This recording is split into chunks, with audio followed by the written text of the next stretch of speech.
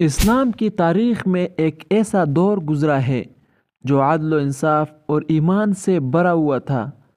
یہ تھا خلافت راشدہ کا دور، وہ زمانہ جب خلفائے راشدین نے اللہ کے قانون کے مطابق زمین پر حکومت کی۔ آج ہم جانیں گے کہ ہر خلیفہ نے کتنی مدت حکومت کی۔ نبی کریم صلی اللہ علیہ وسلم کے وصال کے بعد سب سے پہلے خلیفہ منتخب ہوئے حضرت ابوبکر صدیق رضی اللہ عنہ۔ آپ کے دور میں ارتداد کی جنگیں ہوئی، جھوٹے نبیوں کے فتنے ختم کیے گئے اور قرآن مجید کو ایک کتابی شکل میں جمع کرنے کا آغاز کیا گیا۔ یہ مختصر مگر مضبوط دور خلافت کی بنیاد ثابت ہوئی۔ تقریباً 2 سال 3 ماہ اور 10 دن آپ نے خلافت کی تھی۔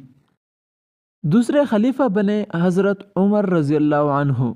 اسلام کی تاریخ کے سب سے منظم اور عدل پر مبنی حکمرانوں میں سے ایک ہے۔ ان کے دور میں اسلام کی سرحدیں ایران، شام، مصر اور بیت المقدس تک پھیل گئی۔ انہوں نے عدالتی نظام، بیت المال، جیل، مردم شماری اور ڈاک کا نظام قائم کیا۔ آپ کا دور خلافت اسلام کا سنہری انتظامی دور کہلاتا ہے۔ آپ نے تقریباً 10 سال 6 ماہ اور 4 دن حکومت کی تھی۔ تیسرے خلیفہ تھے حضرت عثمان بن عفان رضی اللہ عنہ، جن کے دور میں خلافت اپنی وسعت اور دولت کے عروج پر پہنچی۔ انہوں نے قرآن پاک کو ایک مصحف میں جمع کر کے تمام اسلامی ریاستوں میں بھجوایا، اسلامی بحریہ کی بنیاد رکھی، نئی مساجد اور شہر آباد کیے۔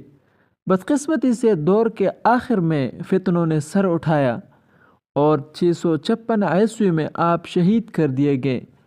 آپ نے تقریباً 12 سال حکومت کی تھی۔ چوتھے خلیفہ بنے حضرت علی رضی اللہ عنہ، جو علم، شجاعت اور عدل کی علامت تھی۔ ان کے دور میں امت کو اندرونی فتنوں اور خانہ جنگیوں کا سامنا ہوا، مگر آپ نے ہمیشہ اتحاد، صبر اور حق کی بات پر ثابت قدمی دکھائی۔ آپ کو 661 عیسوی میں کوفہ میں شہید کر دیا گیا۔ تقریباً 4 سال اور 9 ماہ آپ نے حکومت کی تھی۔ نبی کریم صلی اللہ علیہ وسلم کے نواسے حضرت حسن بن علی رضی اللہ عنہ نے اپنے والد کے وفات کے بعد خلافت سنبھالی اور آپ نے تقریباً 6 ماہ حکومت کی تھی۔ یوں خلافت راشدہ کا دور جو 29 سال سے کچھ زائد پر محیط تھا، یہی وہ وقت تھا جب زمین پر عدل و علم اور تقوی کی حکمرانی تھی۔ ہماری دعا ہے کہ اللہ ہمیں بھی ان خلفائے راشدین کے نقش قدم پر چلنے کی توفیق عطا فرمائے۔ آمین یا رب العالمین۔